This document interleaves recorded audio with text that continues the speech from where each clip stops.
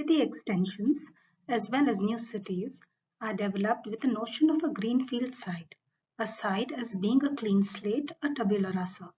But in most cases, especially in the Indian context, there are seen existing settlements within having complex interrelationships with each other.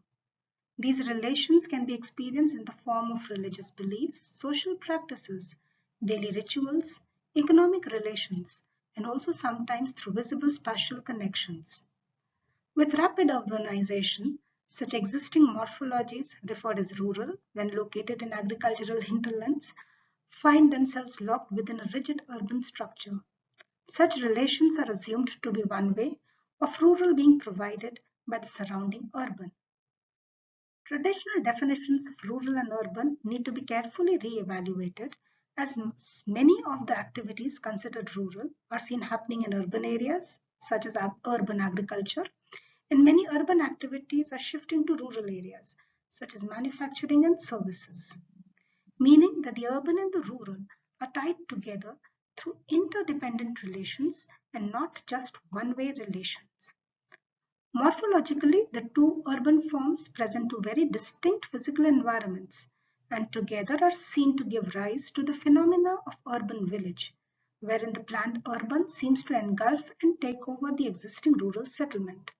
On the contrary, there emerge in between spaces that act as a physical interface between interacting entities that are shaped by the interdependencies between them. With different cases of territorial proximity, different types of physical interfaces are created. The interface acts as an in-between space, a space of transition between adjacent morphologies that blurs or strengthens the boundaries enclosing it. Based on the conditions of interaction of the rural and urban, three types of physical interfaces are presented in the paper. This rural-urban interaction is represented through the case of interaction between the Gaothans and the urban node Khargarh, Navi, Mumbai. Gaothan is a term that is representative of the rural village settlement as well as the village communities within. The urban node Khargarh is one of the 14 planned nodes of Navi Mumbai, Maharashtra, India, the first largest planned city of post-colonial nation.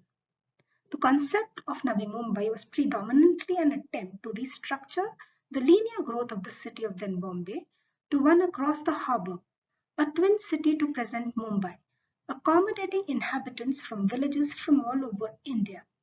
The city was to serve as a model for future new cities. Although termed as a greenfield project then, Navi Mumbai is dotted with about 95 Gaothans or rural settlements.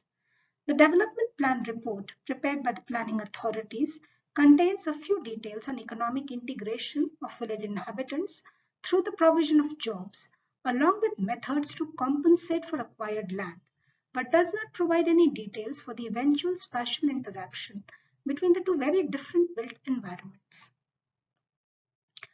Khargarh node presents such a case of rural-urban morphological interaction between about 18 to 20 Gaothans and the urban node. Based on the detailed study of the node, such interactions were grouped under the following three categories: rural within the urban core, rural at the urban edge, and rural beyond the urban edge. The Khargarh node is bounded by the Khargarh Hills on the west. The eastern boundary of the node is defined by the Panvel Creek. The Gaothans within were connected to each other through social, spatial, and economic relations. The geographical location of settlements shaped three distinct types of village communities differentiated primarily through their economic activity. The agricultural communities, called as the Agris, the fishing community, the Kolis, and the forest communities, the Adivasis. The Kadkari and the Thakur tribes comprise of these Adivasi communities. The Adivasi Padas, the tribal settlements, are the most vulnerable of the three categories of Gauthans, as their presence is seen in direct conflict with the high-end amenities and facilities of the urban node.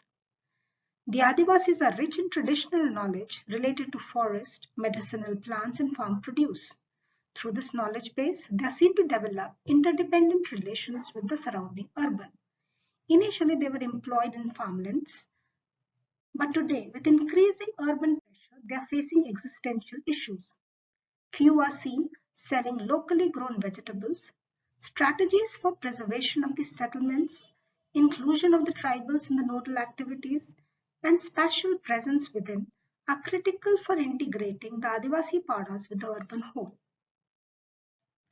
The form where the village meets the urban sectors or the urban sectors the village, the physical interface, has not been much thought of in the making of the new city and was considered best to be left undiscussed.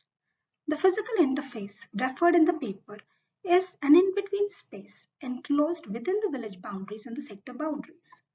The sectors in the village are also contained within other formal planning boundaries of the ward and the node.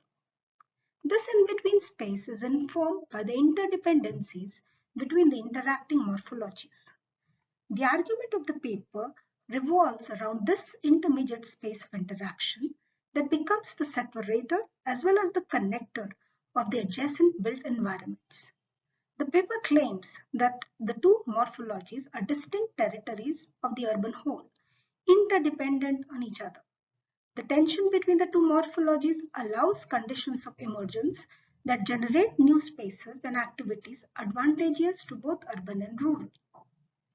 Some reflections on the advantages and disadvantages of territorial proximity between urban and rural were documented, which became the basis for identifying interdependencies between the three types of interacting built environments, leading to the three categories of physical interfaces.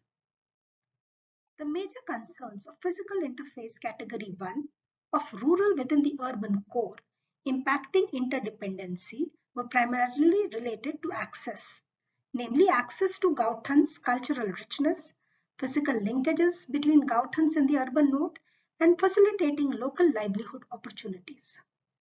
Key attributes for design consideration were to promote cultural activity, facilitate functional mix, and multiple access opportunities. Physical interface category 2 was shaped by the interaction of rural and urban edge. Major challenges were to do with accommodating the migrant population at the urban edge and of strengthening the ecological assets of the node, primarily the creek and the Central Park, which is one of the largest parks in Asia. This was achieved through agricultural activities, ecotourism activities, farmers' markets, and other similar institutional activities that supported place-based economies. Physical interface category 3 of rural beyond the urban edge was the most critical, as this was reflective of the sharp spatial contrasts between the Adivasi Padas and the urban node.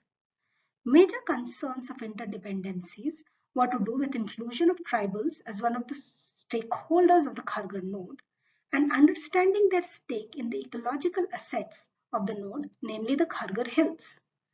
Design considerations were integration of the Adivasi Padas, spatial typologies in the nodal fabric, and methods of engagement between the occupants of the node and the Adivasis.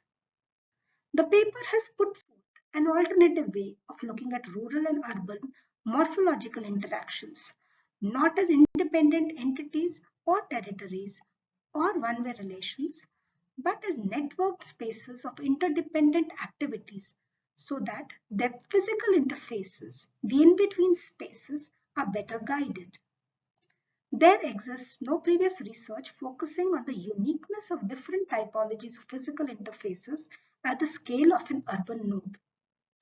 The paper has dealt with a particular case of existing settlements, the Gaothans, and the interaction with the surrounding urban, the Khargarh node, and inferred three different typologies of physical interfaces facilitating interdependencies. Thank you.